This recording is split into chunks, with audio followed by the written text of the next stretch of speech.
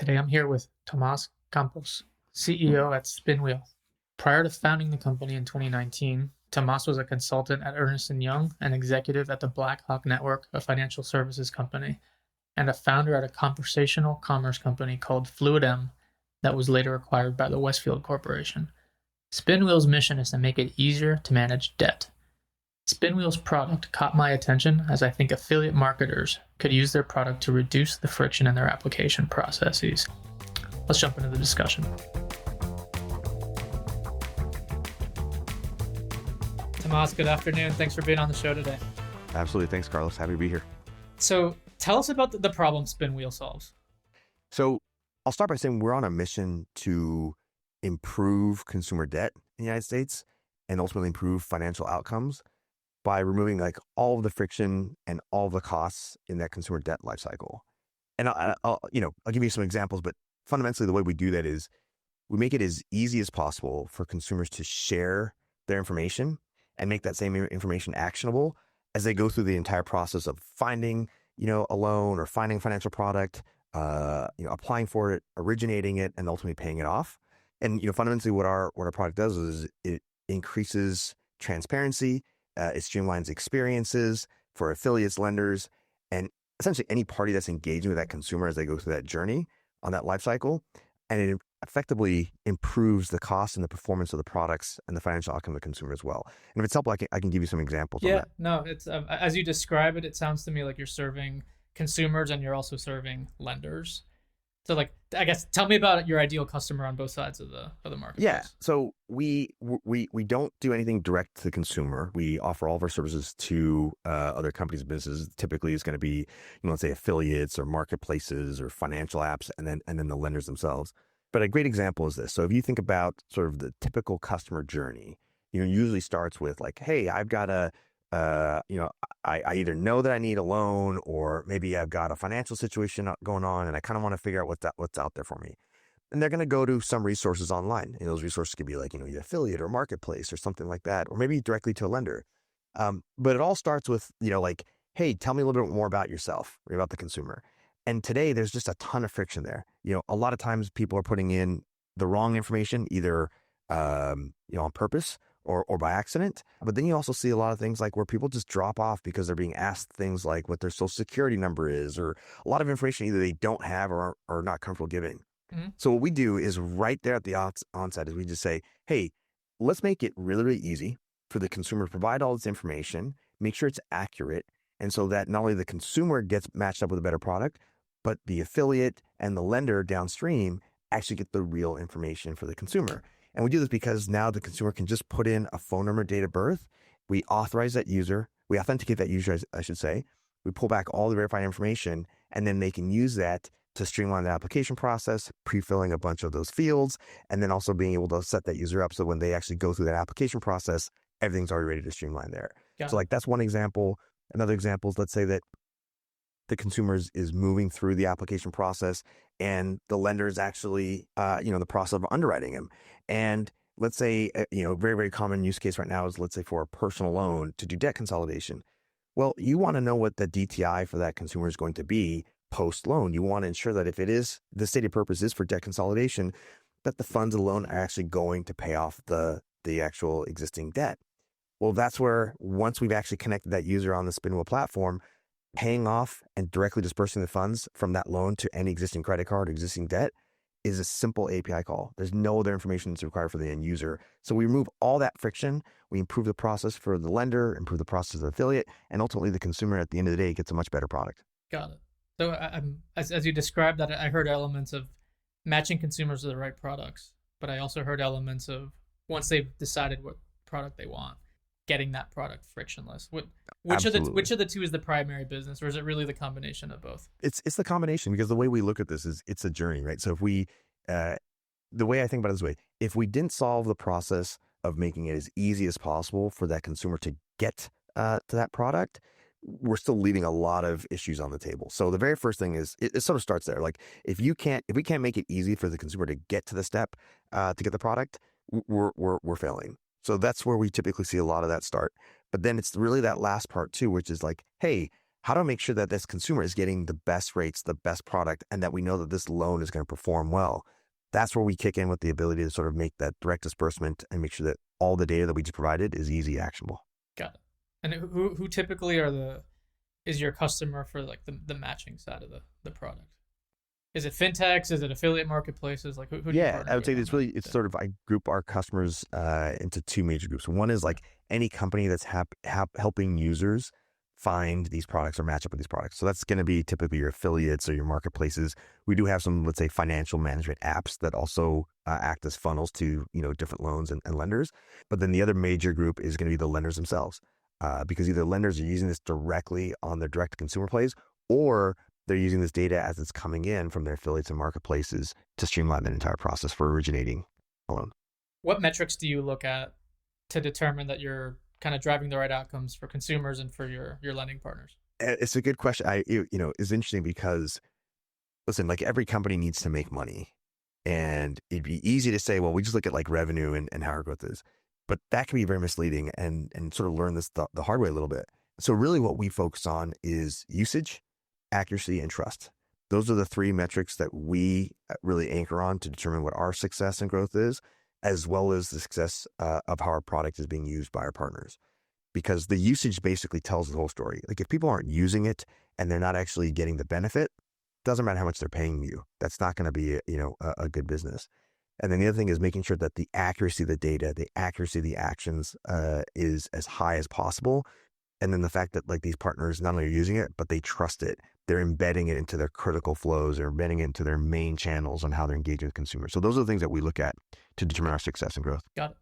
But why did you start the company? Is there a story Yeah, behind the there founding is. here? I will say it's been a little bit of a longer journey for us. I started the company. My co-founder and I, we were finishing up our previous company, and we constantly had a thesis that consumer debt was being underserved by fintech. And one of our the key things that we saw was, the only real sort of fintech that was being, I think, being used by a lot of consumer debt solutions was open banking solutions. What I mean by that is using Plaid or like MX or Yodlee to be able to connect to people's debt. And our thesis was like, hey, that just doesn't work. Like that's great when you're trying to connect to like one or two bank accounts, because that's, a lot of people have maybe one or two bank accounts. So putting a username and password once or twice is not a big issue. When you look at someone's debts, like it's not uncommon for the average American to have 10 to 14 different accounts. And so Right. asking them to put in 10 to 14 username and passwords is just way too much friction, and it doesn't work. So we had that thesis, and we kept looking at this, and our backgrounds have been around building really enterprise scale, like high performance, platforms and API networks. And what really made me take the jump here is late in 2019, in the summer of 2019, my niece graduated from college, and my sister, who at that time was also it works for the federal government. They both had pretty negative experiences with their own debt, specifically student debt. So my niece graduated from college, and she was really distraught about how much debt she actually owed going to college. And then my sister, who by definition working for the federal government should have qualified for loan forgiveness, got rejected and couldn't buy a house that she was trying to buy. And so that for me really got me involved in trying to figure out how I can help them with their debt. And I remember my co-founder said like, hey, like we've been thinking about this for a while. Like you have a personal connection to this, like let's do it. And I said, sure. And so that was the genesis of the company, really just trying to figure out. And I will tell you, we spent about a good 6 months just doing a ton of research on end consumers, doing research with companies, trying to understand this space as much as we possibly could to understand really where like the problem and opportunities were and how we could solve them. Got it. How did you make your first dollar in the business? Yeah. First dollar in the business, we launched a solution for a grocer in the northeast of the country, and they were extremely progressive. It was great, but what they were looking to do was, this is probably mid 2020, and heading into the pandemic and people feeling really anxious about their money situations and their debt. And they had a program where they said, hey, you can use your loyalty points that you get from shopping every day at the grocery store. You can use your loyalty points to pay down yours or a loved one's student loans. And we powered that entire experience, and we found some amazing data. We were surprised that 40% of people were paying down debts for their loved ones, not even for themselves. And so our first dollar was powering that program where they used our platform to be able to send funds and pay down people's student loans debts. So it was great. Felt great to do that. So that was like a bank partner that sponsored it, or who was the client? No, it was the grocer. So you could earn, let's say, the grocer. could earn, let's say, 500 points every time you shop at the grocery store, and people are shopping every week. And so it was just the easy way to basically say, well, like, I shop here every week and I can use my points to get something more than, let's say, like, a discount on my Cheerios. I could go and put, $5 towards my niece's student loans, and got really, really good reviews, and it very happy the way that played out. Is that a business you're still in? So the answer is no. Reason being is, and I'm sure you can imagine, when you think about the fact that in 2020, they stopped all student loan payments, and you could say they've restarted, but even now there's still a lot of issues with that. The whole market for student loans just, completely went away during the pandemic.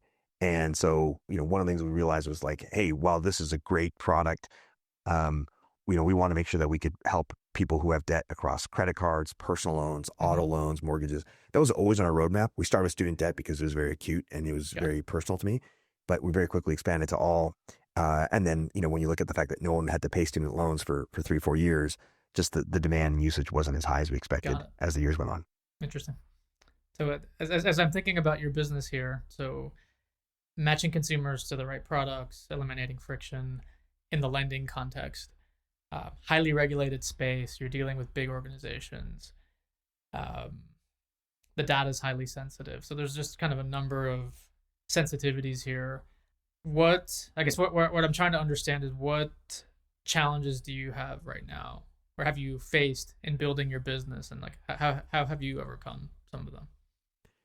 Yeah, I will say a couple of things. I think the markets have been interesting, to say the least. Like, we just talked about the student loan market and how that market essentially went away when people didn't have to pay their student loans back for years. But we also just went through a period where we had zero interest rate policy to interest rates climbing faster than we've ever seen. And then you had inflation, and you had all these sort of things where the cost of capital really got a lot more expensive for a lot of lenders. And so we saw lenders across the board, essentially pulling back a little bit, trying to shore up their portfolios. And so I think just the market has been interesting in terms of a timing perspective, but I think we're actually in a great position now. I think the other thing is, we're new and we're different. And so when you think about it, and let's say someone is looking at our solution for the very first time, they're like, how is this possible to do this with just a phone number and date of birth? And you just said it. They go like, so all I need is a phone number and date of birth, and I can do all these things in a highly regulated, highly, data sensitive environment. Like, is this for real? And so just kind of overcoming that at the very beginning has been something that's, I would say, is a challenge, but it's also a huge motivator for us, because it shows that we're actually onto something. We're actually solving a real problem, and we can do it in a compliant and secure and scalable way. So very, very excited about that. Cool. I want to make your product kind of really land tangibly with our audience. A lot of the folks listening to the podcast are either fintechs or kind of larger organizations that do affiliate marketing as part of their acquisition strategies. So let's just say a credit card lender that has a media relationship with like NerdWallet. I'm just picking them out of a hat. There's nothing, no specific reason I chose them, but it could be creditcards.com. It Sure. could be, any affiliate. And let's imagine that I source leads from that publisher through just a normal click out. Someone sees my card, they click out, and they land on an empty application form. That's my experience today. And I know that if I get my funnel to be more efficient, so if the revenue per click or the revenue per impression that I deliver to NerdWallet goes up, I get better placements, I get more volume. So like I'm always thinking about how do I streamline Totally. my application flow. So if I went to you and I said, hey Tomas, how can Spinwheel help me solve that problem? Like walk me through the mechanics of how you would partner with a lender like that. Sure. So in that model, the lender would essentially connect to our platform. And what I mean by connecting to the platform is they would plug in our APIs. And when you talk through that journey that you just walked through, the very first thing that is required is we just need a phone number and date of birth from the end user. Now, that can be provided by, let's say, the affiliate, if they already have it, or they can ask the consumer for it. But once we get that phone number and date of birth, what we're going to do is we're going to do a very quick authentication on that user to make sure that this is a real person, this is their real phone, there's no fraud checks, all the stuff to make sure that it's compliant as well. Once we do that, we're able to retrieve on behalf of the consumer their personal information, including things like their first name, last name, addresses, social security number, etc. So right there, if you think about the traditional journey that you just said, you're typically asking the user to put all that information in somewhere. We've eliminated all of that. A great example here is with a lot of our partners, we saw that just asking for SSN, you saw anywhere from like a 20 to 30% drop off in the funnel for doing that. So you never have to ask that question anymore with us, right? We're automatically going to be able to pull that back with an authenticated user. The other thing that's happened though, as soon as we authenticate that user gets created on the Spinwheel platform. So now when you think about the journey where the consumer's maybe gone through an affiliate, they now have landed on that application page. Not only is that application page already pre-filled with all the relevant information, that lender now has the ability to call our platform with that same user token and say, hey, Spinwheel, I might need more information at this part of the journey. Can the user share this with me? That might be something like, what are the other credit cards that they have? What are the outstanding balances they have on those other credit cards? A good example that we see here a lot is using balance transfer as a hook, as a way to kind of get customers in for these products. Well, if you're running a balance transfer program, it's important for you to know what other cards they have. It's important for you to know what those balances are. And you also probably, the economics of your program depend on actually that balance being transferred. Well, now, since that user's already been connected and the application has essentially been shortened, you can say, okay, hey, Carlos, or hey, Tomas, let's transfer the balance from these three cards. We already know the exact balances. And that's now a simple API call that lender makes to us, or that credit card issuer on the back end, to say, these three cards, transfer the balances, complete the application, and you're done. Now you compare that to sort of what the scenario was before. Mm-hmm. Like you said, blank application, lots of drop off, no real visibility into the cards, no visibility into what their balances are. And if you went to the process of trying to get this, you're asking this information from the user, like, hey, can you go look at your statement, or can you go log in, or can you give me this? And if you're running a balance transfer program, most of the partners today basically are just cutting a check to the end user and saying like, hey, can you go deposit this into the accounts that you see fit? And maybe it's for more, maybe it's for less. You don't know if it's the right amount. So we just see tons of error, tons of costs in that entire process that we just eliminated while making that entire journey seamless for the end consumer. Interesting. So you're not only reducing the application friction, you're also getting the lender in this context information for them to make the transaction actually more impactful to the customer. 100%. Right? And like the balance transfer example. Okay. Correct. I have some questions here on where the data comes from, but let's just still level set on kind of the base construct here with the lender and how the partnership works. How does the lender pay you in this? And like, let's say you're partnering and you just delivered what you described. You're removing friction, and then you're enhancing the transaction with additional data and transaction capability. Are they paying you per transaction? Are you rev sharing in some fashion? Like, how does it all work? Yeah, our typical model is they're paying us per transaction, and it's on a successful transaction. So, for example, if we, you're not paying for something you're not using, put it that way, or something it didn't work for a reason, you're not paying for that. It's only on successful transactions. And our partners have control as to how far they want to go. So one of the things that we're very acutely aware of is that if you think about sort of just the monetization of that funnel, your costs are pretty high to acquire that user at the very top of that funnel. But your monetization is also pretty low because you haven't monetized it. So we try to do this in a way where we can actually mirror that entire funnel where you don't have to do everything. You can spend just a little bit just to get enough to get your funnel better. And then as you get to the middle of the funnel, at the end of the funnel, you can consume more of our services when you're ready to use them there. And you're actually going to be able to monetize, and you have better visibility on what the unit economics of that product is going to be, or that transaction. So we've aligned the usage, we've aligned our products to be able to sort of match every step of the funnel to make that happen. And so that's how we basically, we try to, make money every time there's a success at any one of those stages, and align our interests with whoever our partners are, especially the lenders. We do have some rev share models. We've had some partners that have said, hey, can we go through this rev share model, and we'll do that. I will tell you, it's something that we're willing to entertain. What I find oftentimes is that people want to actually try this out first so they can understand where this is going to play out. And so we typically see more people go towards the usage and the transaction model than the revenue side or the rev split. But that's not something that we shy away from. In the example I gave earlier, that the blank page application form, I normally see like 30 to 40% complete rates when someone goes from an affiliate publisher to a blank page. What do you normally see as the lift of kind of powering an experience like a blank page with the Spinwheel API? Like how much should a lender expect to see on that? So I will tell you, so the lowest we've seen is right around 20% lift. And that's the lowest, and that's from a very, very mature program that, I mean, they'd spent millions of dollars optimizing. So that's 30 becoming 50 or 30 becoming 36? No, that's 30 becoming 50. Yeah. Got it. So, and then we've had others. I would say that we've had others jump up to 85, 90%. And so I think some of this just depends a little bit on the maturity, but also, specific funnel. I will tell you, that sort of blank landing page scenario, when the user is able to land there and they see that their information is already there and they have to type it in, that removes so much of the friction and that drop off.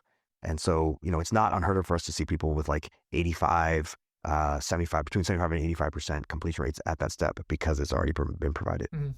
Yeah. That's awesome. When you said 20%, I'm like, 36, that's really good. 30 to 36, but you're talking on a relative basis, like a 70% improvement.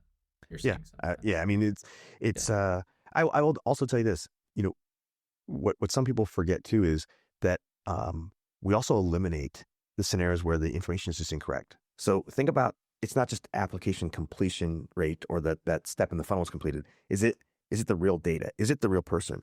What we're doing is we're eliminating all that scenario where it's actually the wrong information. So one of our partners, I'll never forget this, they called it the Bart Simpsoning of the application. Mm-hmm. It's the people who come in and maybe put in a little bit that's correct, or they put in the wrong, and they're just trying to see how far they can get. They're not necessarily serious. We eliminate that. And that just actually reduces a lot of that same cost too, because now you're getting leads, or you're getting affiliates, or you're getting people sent to the page that aren't real. These are real customers and the real intent with real data. So it's a sort of dual benefit. No, that makes total sense. Yeah. So if this landed on my desk, I was the head of acquisitions at a lender, a CMO, I would be, just the first things that come to my mind is how much does it cost per transaction? We kind of talked about your model. I would be wondering what percentage of customers can actually, do you have coverage on? Because you're going to ask for name and phone number, or it was date of birth and phone number. Yeah, phone number and date of birth. Yep. You're going to have a certain match rate. I imagine you're not going to match 100%. So I'd want to understand that. And then the third thing I would want to understand is what's the ask of me and my engineering and product team? Is this going to take 6 months to plug into you? So can you talk to those second and third pieces around the cover, the hit rate, and what's the ask of the lender to plug into the API? Yeah. So in terms of the coverage that we're capable of, is about 98% of Americans. But what we see, I would say the blended effective coverage that we see across all of our partners today is right around 90%. And the delta between that 90 and 98% is oftentimes because people have put in the wrong information. So maybe someone put in the wrong phone number, or they put in the wrong date of birth. But we're typically seeing around 90%. An additional sort of just level deeper than that is we do see differences sometimes between, let's say, where the source of traffic is coming from. So if the quality of the traffic is coming from, let's say, paid media, that it's maybe not very, very high, you're probably going to see your coverage rates maybe be more in the lower 80s or the higher 70s. And sometimes that's because like those people just really don't have any intent and they're not going to put in even their phone number and date of birth. But if you have, let's say, high quality traffic sources that it's coming from, you're going to see that probably, you know, in the mid 90s, because you're going to see just people who like, yeah, these are real people. You capture them with the right intent, but still really, really high coverage from that perspective. In terms of what it takes to plug into us, really, really simple. So we built this all through a very, very developer friendly API experience. All of our APIs are available online. We have a developer portal with like recipes and quick start guides that you can literally just copy and paste stuff and say, you know, go. And we've had partners that have launched in, you know, an afternoon. They had a, you know, 2-hour conversation with us. We were giving them some tips and tricks. They tested it and said, hey, you know, we're live, we're ready to go. So it can be that simple. But typically that integration really comes down to two things. One is figure out where you're going to slot in the user auth. And you may not even have to do that because that user auth may have already taken place. Let's say the affiliate, if you're the lender, if that's already happened upstream with the affiliate, you don't have to do that again. It's already coming in. You get a Spinwheel network token, that user already connected. But that's sort of one decision. And then after that, it's hey, here's the sort of laundry list of all the APIs we can call to get things like due dates or statement balances or card numbers or, you know, make payments. At that point, you're just deciding where you want to put that in your funnel. So what we see is the integration actually doesn't take any time at all. The time we typically see is working with the partner, say, where in this funnel, where in this process do you want to turn these things on? And then helping them with, you know, creating the best user experiences around that. Got it. Like, how many people do you normally see on the lender team working on this? Is it one engineer normally in a couple of weeks, or like what? Like, yeah, it's typically about an engine. Yeah, that's about it. It's like it's an engineer, and total probably duration of time, it's probably like, you know, maybe like between 40 and 72 hours, real development time, right? So, got it. you know, like I said, a lot of this is sort of just, it's not development time. It's hey, how is this going to look and feel, and how do you, so I would say it's from a pure integration, Yeah. it's typically an engineer for a very, very short period of time.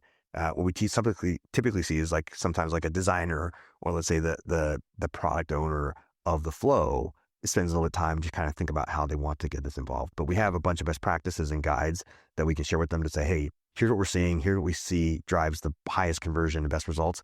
You can take that out of the box and just implement it that way. So you're driving a ton of lift. It's not from an application, like from a marketing funnel. The application rates are going from 30 to 50, let's say. It doesn't take more than, let's say, a week for an engineer to plug in. I'm still seeing a lot of blank page forms in the lender affiliate world. So like, what holds potential customers back from partnering with you guys? Like, I'm trying to understand, like, where's the real friction here, and like how do you all deal with that? For us, in terms of friction getting out to the market? Yeah, as far as sales and like adoption of what you built. I think it goes back to kind of what I said a little bit earlier too, which is we're new. And so a lot of people just, anytime there's anything new, there's this, you know, everybody kind of falls into a couple buckets, whether you're the early adopter or you're the, you know, the middle of the road, or you're going to be the laggard. We're seeing folks who understand this and have implemented, we're seeing like fantastic success from them. So I think what we're seeing now is the early adopters have already proven this. We're starting to see a lot more folks who are jumping in and out saying, well, hey, we're seeing that over there. We're seeing that over here. Like, this seems like it's a fantastic product.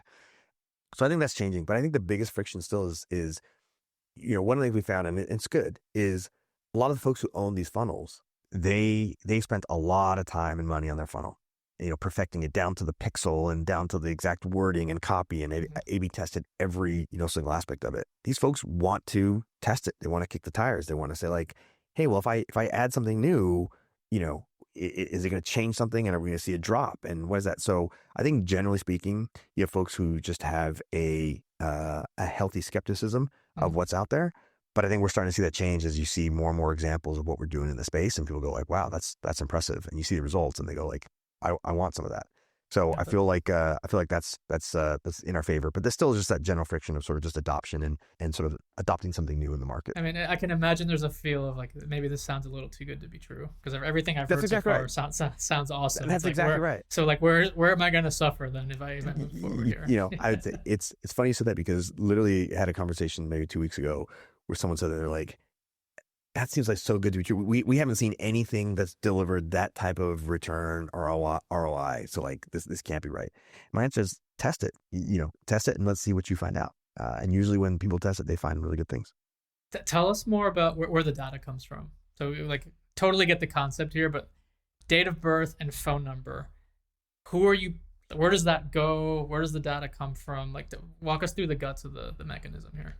So I see that's part of one of the things that makes us just really unique as a product and offering is the fact that we are, so one of our sort of magic powers in this whole place is how we're able to go and connect to these disparate sources of data and pull it back on the user's request.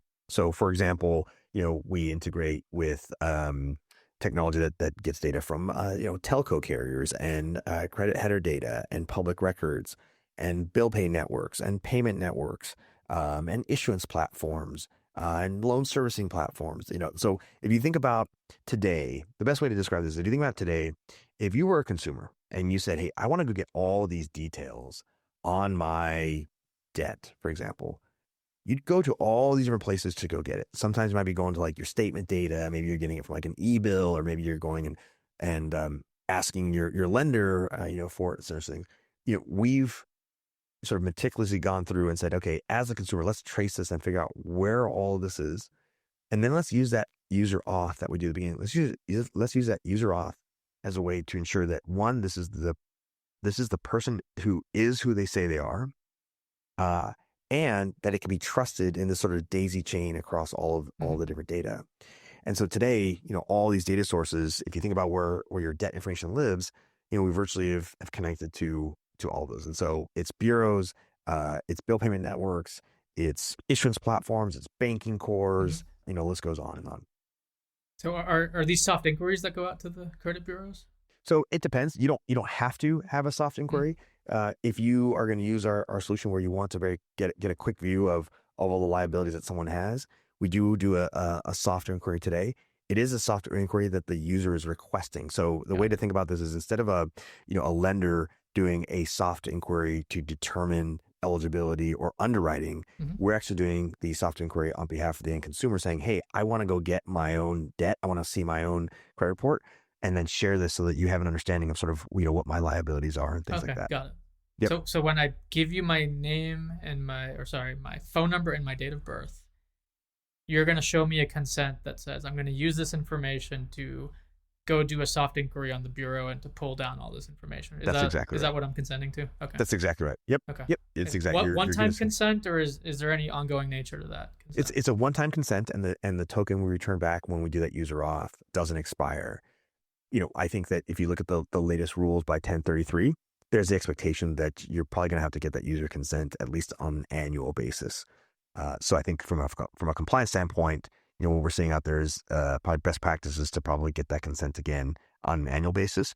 But yeah, there's nothing here from a technology standpoint where that token expires, that consent expires from a technology standpoint. Got it.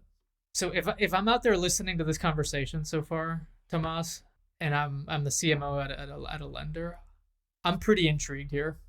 Okay, like you have a unique data asset, you solve a real problem for me. I don't see a lot of options in the market that solve this problem well. And like I said, there's a lot of blank page application forms and like the marketing landscape for lenders. So if I wanted to go get my hands on this and play around with maybe a publicly available implementation, is like, could you point me to a publisher or a lender that actually uses this live in market so I can get a feel for how it actually works in real life? Yeah, I would say one of the implementations that we think just they did a fantastic job is NerdWallet. NerdWallet launches as part of the personal loan funnel, and if you were to go there today, you most likely see that they just ask for your phone number, date of birth, in addition to sort of some of the other questions around like what your income level is. But that streamlined that process. So I'd say NerdWallet for the personal loan funnel, that's a pretty good one. I'd also say that one of our partners at Achieve Financial has implemented this as part of their funnel, and that's I think they've done a fantastic job with that as well. So there's probably two out there that I would say I think are pretty good, and you can always follow up with more that are either launching or comfortable with me putting the name out there. Got it. For marketers at banks, like what else would you want them to know about Spinwheel that we haven't already talked about today? So I think the other part that's I think maybe has been implied, but maybe just to say it explicitly, is as we've built these tools and we get more affiliates and marketplaces and more lenders, one of the things that we're able to do is we're able to help, these lenders actually get more and better placement or more better leads and connecting more and better consumers through these. So what we're seeing right now is that oftentimes, we're talking to our lending partner and they say like, hey, we're on Spinwheel. Do you have other affiliates that are also use Spinwheel so that we can have these users coming in connected fashion? And we say, yeah. And so we're doing these introductions and sort of helping the overall participants in this sort of network, connect and actually drive more value with each other. So I'd say that's one of the other, things we can do that in addition to sort of the technology that powers it all is just being able to help lenders really kind of engage with some of these different marketplaces that they haven't been before, or maybe we're just looking for better placement. So, Tomas, can you tell me a little bit more around other challenges you're seeing bank marketers have in their application funnels? And this, and most do, but there's this interplay between reducing friction and potentially increasing fraud. And one of the big things we see today is when you get more leads through the funnel, or you are really, reaching a wider audience, the risk of fraud goes up also in the same sort of proportion. So what we see out there today is the ability to authenticate and also verify a bank account associated with an individual, and also get the balance that bank account has, is also really important. The challenge that most people have today related to this is that that's a really friction-filled process. If you think about how that's done today, you're typically either asking a user to upload statements, or you're asking them to connect through an open banking solution, which requires a username and password. And that, a lot of the partners we talk to, just throws a lot of friction in the process.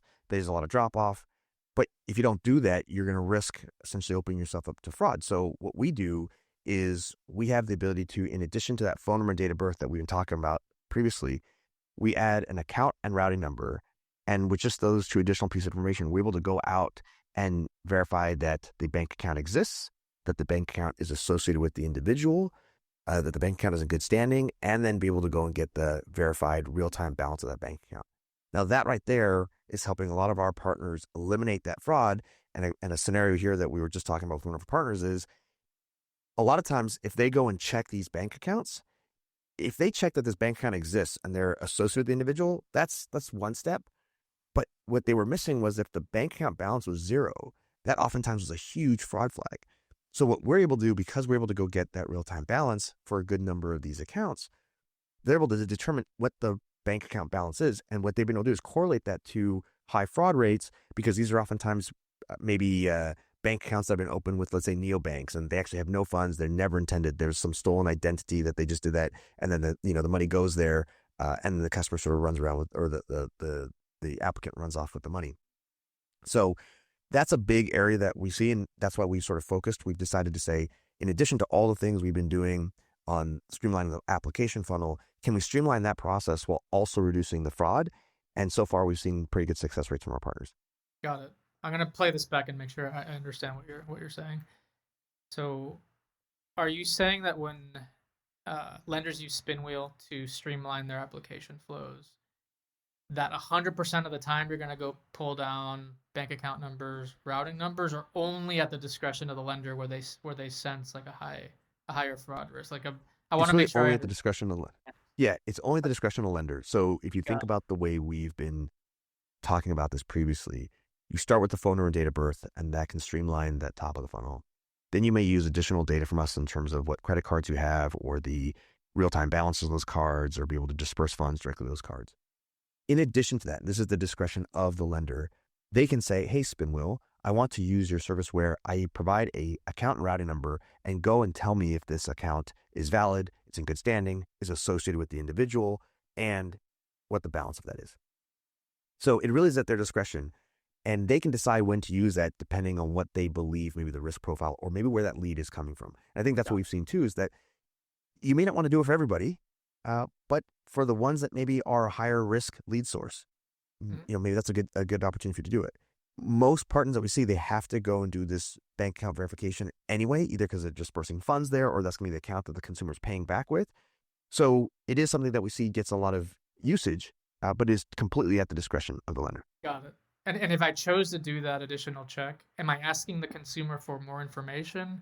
Is the initial data call actually pulling that out from the beginning? We're able to get everything except for the account and routing number. Now, preview, we are working on being able to get that account routing number automatically as well. We're probably 6 months away from that, but right now we do ask the lender to provide the account and routing number. Now they can do that by either asking the consumer for it, maybe they've already got it on file somewhere.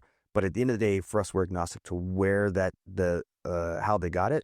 But they provide that to us in addition to that user token that we created. We then go do that check. We return back the data and say, hey, this is a good account or not, or what the balance is of that. Yeah, interesting.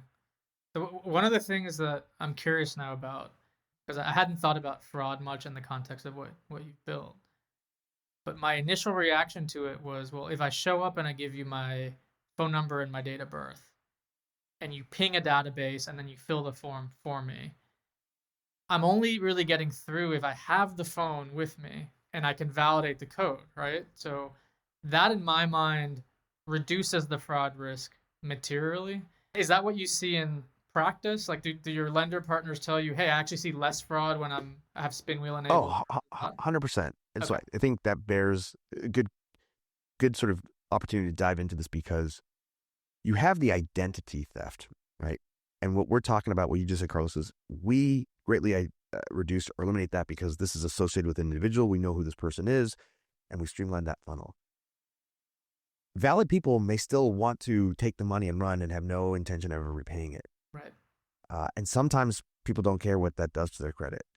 So what this additional bank account check does is it says, let me take a peek at your bank account. And one, let me make sure that you're actually giving me the bank account that's associated with who you say you are.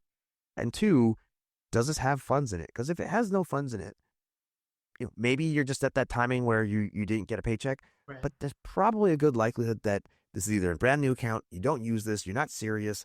And so that the lender can use to say, hey, maybe this is a fraud flag. Maybe they ask additional questions of that, but this gives that insight. So it's used in conjunction with that phone number and date of birth lookup on the individual. But those two things go hand in hand because you may get the right individual, but that individual may still have maybe intentions to not pay back or aren't serious about Got it. your repayment of the loan. Oh, it makes total sense. A lot of lenders use the language short-term risk, long-term risk when they think about this problem.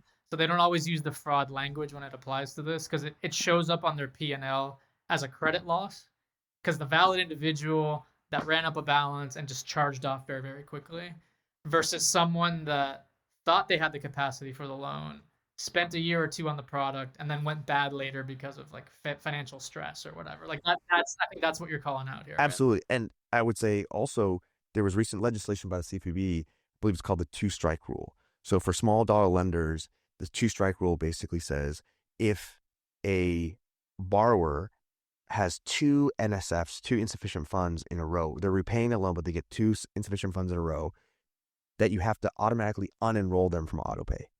So this can be devastating for a lender because you say, well, I've got you in autopay and that's important because now I know I'm going to sweep the funds every single month to recoup the payment of loan. Well, if for whatever reason that borrower doesn't have the funds and it happens twice, you have to unenroll them and then you have to go back to that borrower and say, can you please re-enroll in autopay? This is important.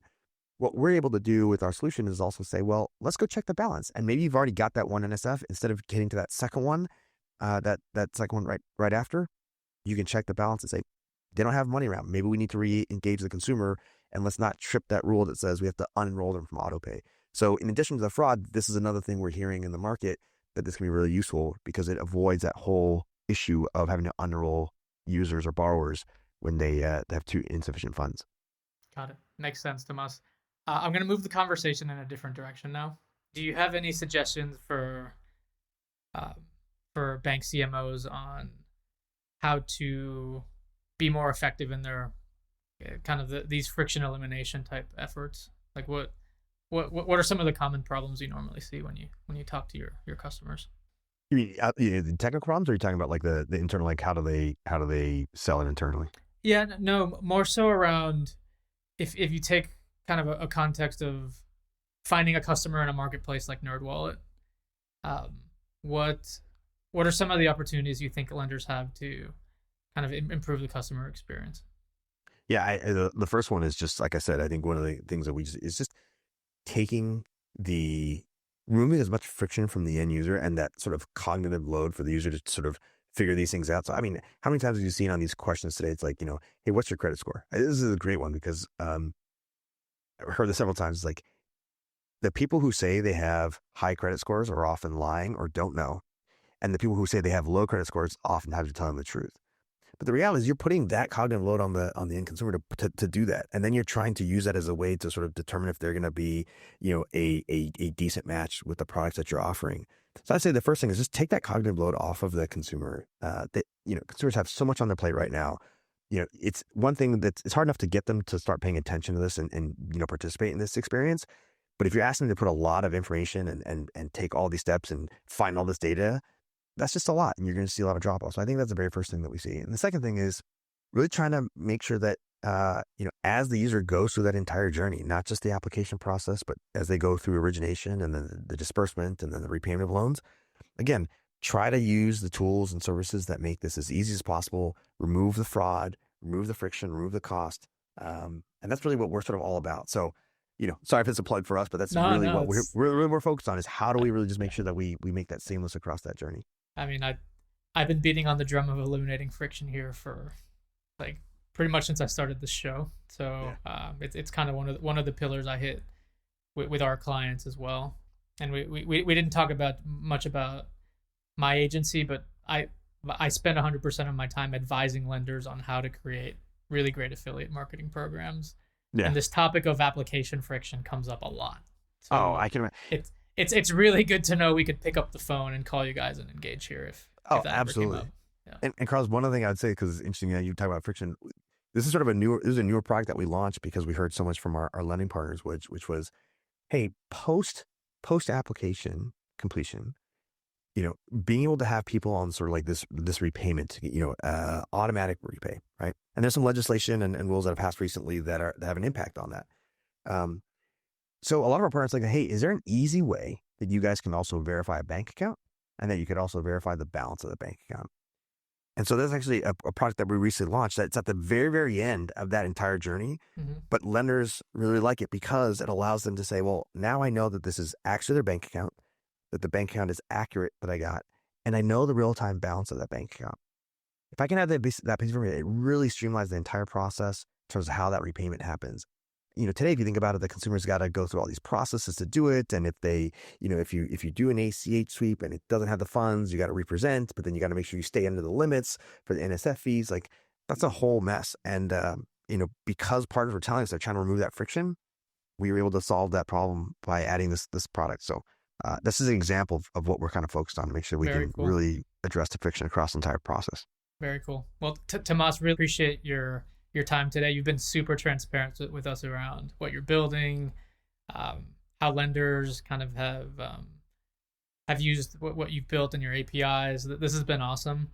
If folks here listening to the show want to get in touch with you, what's the best way to reach you? The best one is that you can go directly to spinwheel.io on our website. You can get in contact with us there, or also feel free to reach out to me, Tomas at spinwheel.io.